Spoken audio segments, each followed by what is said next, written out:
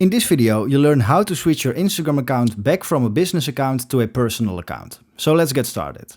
First off, you have to go to the bottom right and click on your profile picture to go to your Instagram profile. And once you're in your Instagram profile, you have to click on Professional Dashboard, Tools and Resources just for businesses. Just click on that. Then you have to go to the little wheel at the top right. Click on it. Then at the bottom you'll see Switch Account Type, and you can just click on that. And here you can choose to switch to a personal account or to a creator account, but we'll choose Switch to Personal Account.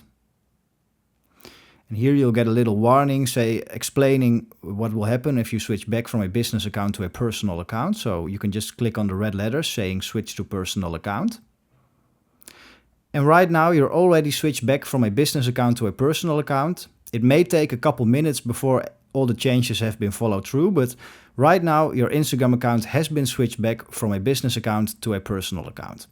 So if you found this helpful, please consider subscribing and leaving a like.